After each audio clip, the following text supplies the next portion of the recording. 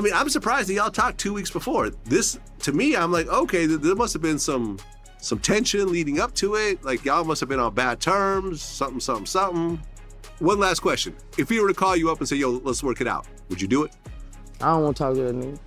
Okay. Yeah, I don't want to talk to that nigga, like, you know. Yo, what's good, family?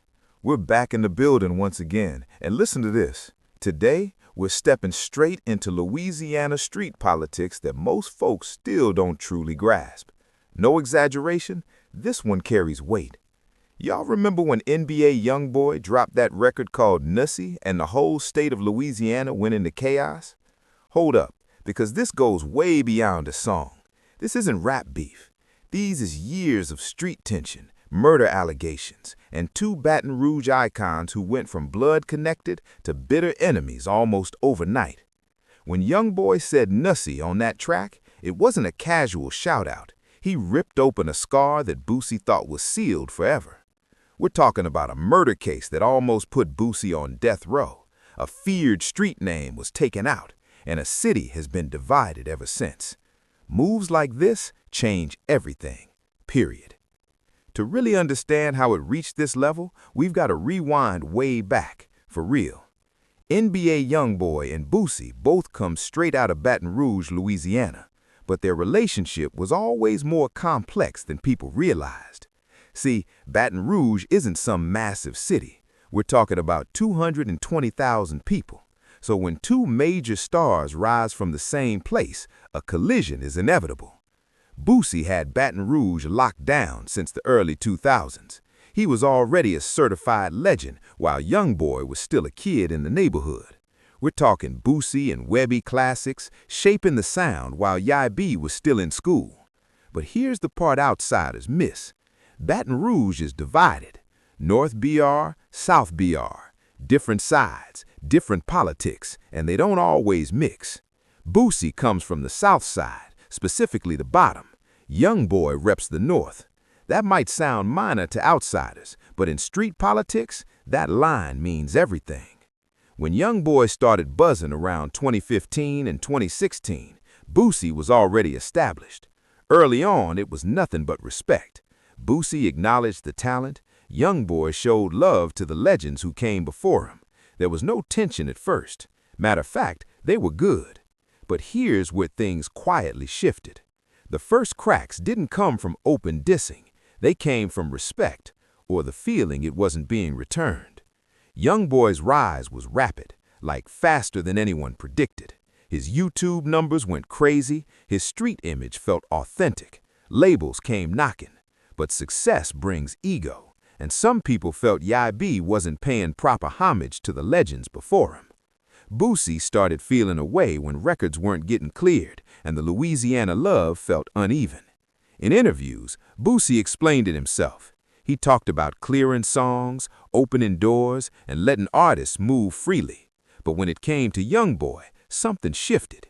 Maybe label politics, maybe personal feelings, but the mutual respect faded. That's when subliminals started flying. Boosie felt slighted, and when you disrespect the Louisiana legend, repercussions follow. The city split. You were either riding with Boosie or riding with YB, and that divide has been tearing Baton Rouge apart ever since. At the peak of the tension, Boosie didn't sugarcoat anything. He openly said YoungBoy was moving wrong and skipping protocol. From his perspective, he built Louisiana hip-hop brick by brick, and the new generation wasn't showing appreciation. The escalation came when the music started sounding personal. Bars felt aimed, responses came back subtle but obvious. Fans enjoyed it, the streets didn't. Boosie felt YoungBoy needed guidance, not reckless decisions. He believed the young dude needed to be checked. But here's what shocked everyone. They actually squashed it for a moment. There was a legendary phone call. Kevin Gates, Fredo Bang, Boosie, NBA YoungBoy, all on one line. This wasn't casual. This was Louisiana royalty trying to dead the drama. That call came during a dark chapter for Boosie. Legal pressure, family stress, the fear of prison looms.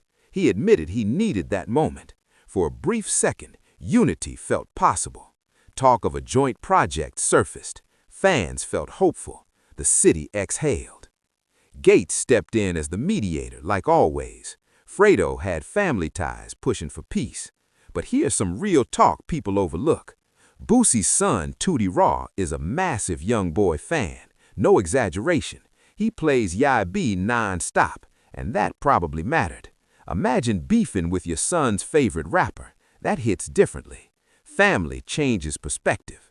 Tootie Raw represents a generation craving unity over war. That influence was real. Now, let me be honest with you.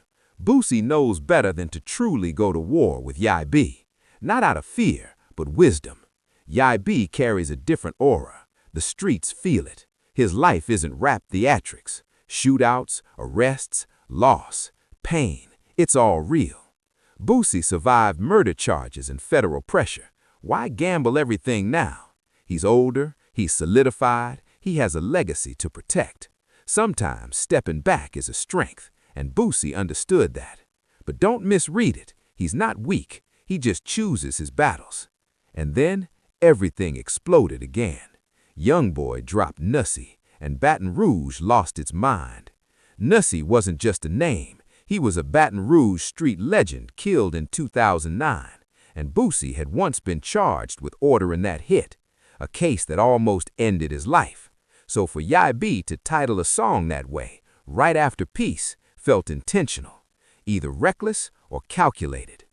Christopher "NUSSY" Jackson wasn't random. He was respected, feared, connected, money, power, influence. When he was executed, whispers immediately pointed at Boosie. Federal prosecutors built their case around Marlo Mike, a teenage shooter.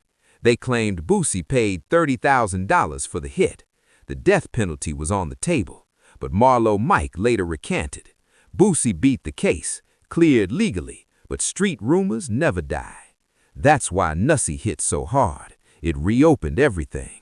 Boosie didn't respond with anger. He responded with pain. He spoke about not disrespecting the dead, about betrayal, about lines being crossed. You could hear it. This wasn't rap beef. This was personal. That song erased any chance of peace. The wound was ripped open. No reset button. This situation proves how deep street politics run, especially when legends share one city. They should be building together. Instead, pride and trauma took over. And let's be real, this story isn't over. YB doesn't fear consequences. Boosie won't tolerate disrespect. Something tells me more chapters are coming. Louisiana has room for both, but ego makes peace complicated. Y'all tell me what you think. Was YoungBoy wrong for dropping NUSSY? Should Boosie have handled it differently? Do you think they'll ever be cool again? Drop your opinions. Subscribe for more real breakdowns. I'm gonna keep telling the truth, no matter how uncomfortable it gets.